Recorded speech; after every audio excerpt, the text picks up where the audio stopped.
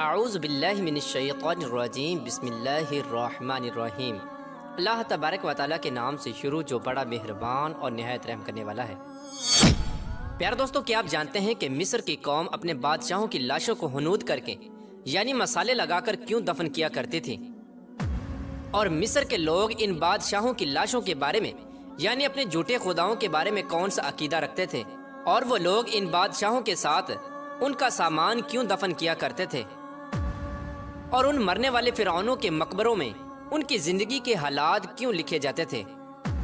اور وہ تمام بادشاہ جن کو مصری اپنا خدا مانتے تھے، کیا وہ دوبارہ زندہ ہوں گے؟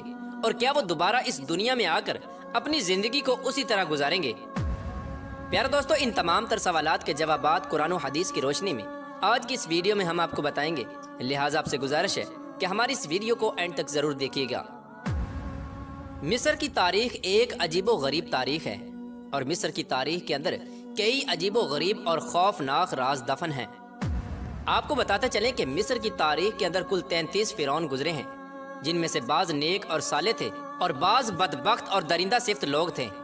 ان تمام تر فرعونوں میں سب سے بڑا جابر اور ظالم فرعون وہ فرعون تھا جو حضرت موسیٰ علیہ السلام کے دور میں تھا، جس کا ذکر قرآن پاک میں بھی ملتا ہے۔ یہ بدبخت فرعون خدائی کا دعوے دار تھا اور مسلمانوں پر اپنا ظلم و ستم کرتا تھا۔ جو لوگ اس کی عبادت نہیں کرتے یہ اس کو سخت سزائیں دیتا اور ان کو قتل کر دیتا۔ پیارے دوستو، مصر کی قوم ایک ایسی قوم تھی جب ان کے بادشاہوں میں سے کوئی مر جاتا جن کو مصری لوگ اپنا خدا مانتے تھے تو اس مرنے والے بادشاہ کو ایک خاص طریقے سے دفن کیا جاتا تھا۔ اس مرنے والے بادشاہ کو جو ان کا جھوٹا خدا ہوتا تھا اس کی لاش کو ہنود کر کے یعنی ایک خاص قسم کا مسالہ لگا کر دفن کیا جاتا تھا۔ مصر کی قوم وہ واحد قوم تھی جن کو ایک خاص قسم کا مسالہ تیار کرنے اور اس مسالے کو لگا کر بادشاہوں کو دفن کرنے کا فن آتا تھا۔ اس خاص قسم کے مسالے کی وجہ سے فرعونوں کی لاشیں گلنے سڑنے سے محفوظ رہ جاتی۔ آپ کو بتاتے چلیں کہ مسالہ لگانے کے بعد مصری لوگ اپنے مرنے والے بادشاہ کی لاش کو ایک خاص قسم کے کمرے میں دفن کیا کرتے تھے، اور ساتھ ہی اس کی زندگی میں استعمال ہونے والا سارا سامان جو وہ بادشاہ اپنی زندگی میں استعمال کیا کرتا تھا وہ سارا سامان اس کے ساتھ اس کے مقبرے میں دفن کیا جاتا تھا۔ اور اس کے ساتھ ساتھ اس مرنے والے بادشاہ کی زندگی کے تمام تر حالات جو اس نے زندگی گزاری اور جو اس کی زندگی میں اس کا عہدہ اور مقام تھا وہ سب کچھ اس کمرے کی دیواروں پر ایک تحریر کی صورت میں نقش کر دیا جاتا تھا۔ یہ سب کچھ مصری قوم اس وجہ سے کرتی تھی کیونکہ ان کا یہ عقیدہ تھا کہ ہمارے یہ مرنے والے جھوٹے خدا دوبارہ زندہ ہوں گے اور دوبارہ اس دنیا میں آئیں گے۔ پیارے دوستو، مصر کے لوگ مرنے والے ان جھوٹے خداؤں کے بارے میں یہ عقیدہ رکھتے تھے کہ یہ لوگ مرے نہیں بلکہ کچھ دیر کے لیے سو گئے ہیں، کچھ عرصے کے بعد یہ دوبارہ زندہ ہوں گے، اور جب یہ دوبارہ زندہ ہوں گے اور اس دنیا میں واپس آئیں گے تو اپنے کمرے میں لکھی ان تمام تحریروں کو پڑھ کر یہ جان جائیں گے کہ وہ اپنی پہلی والی زندگی کیسے گزار کر گئے تھے اور وہ اپنی پہلی زندگی میں کون سا عہدہ اور مقام رکھتے تھے اور ان کی پہلی زندگی کیسی تھی۔ پیارے دوستو، اسی وجہ سے جو مصر کے اندر پیرامڈز بنے ہوئے ہیں ان کے اندر مختلف قسم کی تحریریں لکھی ہوئی ہیں، جن تحریروں کے اندر عجیب و غریب قسم کے نقش و نگار کیے گئے ہیں۔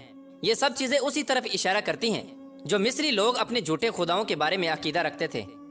پیارے دوستو، آج بھی مصر کے اندر آپ کو بہت ساری ایسی لاشیں ملیں گی جو صحیح سلامت پڑی ہوئی ہیں اور دنیا کے لیے عبرت کا نشان بنی ہوئی ہیں۔ ان کا صحیح سلامت ہونا اسی وجہ سے تھا کہ اس دور کے اندر ان لاشوں پر ایک خاص قسم کا مسالہ لگایا گیا تھا اور اسی خاص قسم کے مسالے کو لگا کر ان کو دفن کیا گیا تھا، جس کی وجہ سے آج بھی ان کی لاشوں کے ڈھانچے محفوظ ہیں۔ پیارے دوستو، اب بات کرتے ہیں کہ مصر کے لوگ جو یہ عقیدہ رکھتے تھے کہ ہمارے مرنے والے جھوٹے خدا مرے نہیں بلکہ کچھ دیر کے لیے سوئے ہوئے ہیں اور یہ دوبارہ زندہ ہوں گے اور دوبارہ اس دنیا میں آئیں گے، اس بات کے اندر کتنی حقیقت ہے اور کتنی سچائی ہے۔ پیارے دوستو، آپ کو بتاتے چلیں کہ موت ایک ایسی حقیقت ہے جس سے کوئی بھی انسان نہیں بچ سکتا، اور جو ایک بار دنیا سے چلا جاتا ہے وہ دوبارہ کبھی لوٹ کر نہیں آتا۔ اس بات کے اندر کوئی سچائی نہیں ہے کہ یہ فرعون دوبارہ زندہ ہوں گے، بلکہ یہ محض ایک جھوٹا عقیدہ تھا جو اس دور کے اندر مصری لوگ اپنے جھوٹے خداؤں کے بارے میں رکھتے تھے۔ بلکہ اللہ تبارک و تعالیٰ نے خدائی کے دعوے دار اس جھوٹے فرعون کو سمندر کے اندر غرق کر کے اس کی لاش کو آج تک دنیا کے لیے عبرت کا نشان بنا کے رکھا ہوا ہے، اور وہ لاش قیامت تک اسی طرح جلتی اور سڑتی رہے گی، اور قیامت کے دن اللہ تبارک و تعالیٰ اس کو جہنم کے اندر دردناک عذاب دے گا۔